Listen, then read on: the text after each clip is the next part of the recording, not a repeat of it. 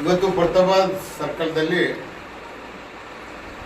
ಜೋಗೂರು, ಹೇರೂರು, ಬಸಪಟ್ಟಣದಲ್ಲಿ ಗೋಡೆ ಬರ ಮತ್ತು ಮತ್ತೊಮ್ಮೆ ಮೋದಿ ಸರ್ಕಾರ ಎಂಬ ಕಾರ್ಯಕ್ರಮದಲ್ಲಿ ಭಾಳಷ್ಟು ನಮ್ಮ ಯುವಕರು, ಅಭಿಮಾನಿಗಳು ಗ್ರಾಮ ಚಲೋ ಅಭಿಯಾನ ಯೋಜನೆಯಡಿಯಲ್ಲಿ ನಮ್ಮ ಜಿಲ್ಲಾಧ್ಯಕ್ಷರಾದಂಥ ಶಿವರಾಜ್ ರದ್ದೇವಾಡಿಯವರ ನೇತೃತ್ವದಲ್ಲಿ, ಹಾಗೆ ನಮ್ಮ ಶಿವಕಾಂತ್ ಮಹಾಜನ್ ಅವರು ಮತ್ತು ಎಲ್ಲ ಮುಖಂಡರು, ಶರಣಗೌಡ ಪಾಟೀಲ್, ಎಲ್ಲ ಶಕ್ತಿ ಕೇಂದ್ರದ ಅಧ್ಯಕ್ಷರುಗಳು, ನಮ್ಮ ಶಿಬಿರಬಂಡಿಯವರು, ಅನೇಕ ಮುಖಂಡರು ಸೇರಿ ಗೋಡೆ ಬರೆ ಕಾರ್ಯಕ್ರಮದಲ್ಲಿ ಭಾಗವಹಿಸಿದಾಗ ಜನರ ಉತ್ಸಾಹ ನೋಡಿ ಭಾಳ ಸಂತೋಷ ಆಗ್ತಾಯಿದೆ.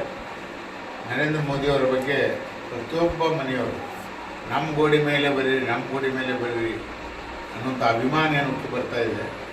ಇದು ನಿಜವಾಗಿ ಈ ದೇಶ ಪ್ರೇಮ, ನರೇಂದ್ರ ಮೋದಿ ಮೇಲೆ ಜನ ಇಟ್ಟಂಥ ಒಂದು ಸ್ವಾಭಿಮಾನ ಎದ್ದು ಕಾಣ್ತಾ ಇದೆ. ಹೀಗಾಗಿ ಈ ಒಂದು ಲೋಕಸಭಾ ಚುನಾವಣೆ ಬರ್ತಾ ಇದೆ, ಇಲ್ಲಿಯ ವಾತಾವರಣ, ಜನರ ಉತ್ಸಾಹ, ಜನರ ಸಹಕಾರ ನೋಡಿದಾಗ ಖಂಡಿತವಾಗಿ ಮತ್ತೊಮ್ಮೆ ನರೇಂದ್ರ ಮೋದಿಯವರು ಈ ದೇಶದ ಪ್ರಧಾನಮಂತ್ರಿ ಆಗಲಿಕ್ಕೆ ಜನ ಈಗಾಗಲೇ ಆಶೀರ್ವಾದ ಮಾಡಲಿಕ್ಕೆ ತಯಾರಿದ್ದಾರೆ ಅನ್ನೋಂಥ ಭಾವನೆ ವ್ಯಕ್ತಪಡ್ತಾ ಇದೆ.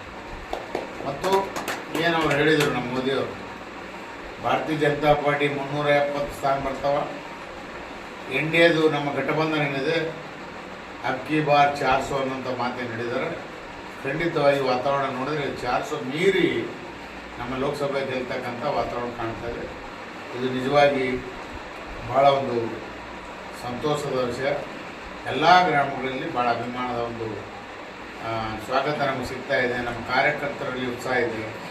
ವಿಶೇಷ ನಮ್ಮ ಕಾರ್ಯಕರ್ತರು ಜನರ ಜೊತೆಗೆ ಬೆರೆತು ಅವರ ಕಷ್ಟದಲ್ಲಿ ಇರೋದರಿಂದ ಇಂಥ ಒಂದು ಪ್ರೀತಿ, ಪ್ರೇಮ ನಮಗೆ ಸಿಗ್ತಾ ಇದೆ.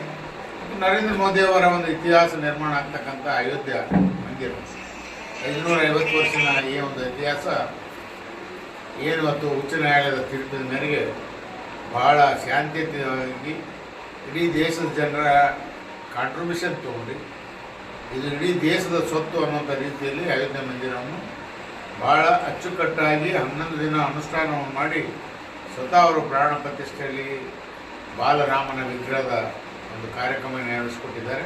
ಇದು ನಿಜವಾಗಿ ನಮ್ಮೆಲ್ಲ ಭಾರತೀಯರಿಗೆ ಒಂದು ಹೆಮ್ಮೆಯ ವಿಷಯವಾಗಿದೆ ಅನ್ನುವಂಥ ಮಾತನ್ನು ಈ ಸಂದರ್ಭದಲ್ಲಿ ಹೇಳಿ, ಇವತ್ತಿನ ಈ ಅಭಿಮಾನ, ಪ್ರೀತಿ ನಮ್ಮ ಕಾರ್ಯಕರ್ತರಿಗೆ ಉತ್ಸಾಹ ತೋರಿಸಿದ್ರಿ.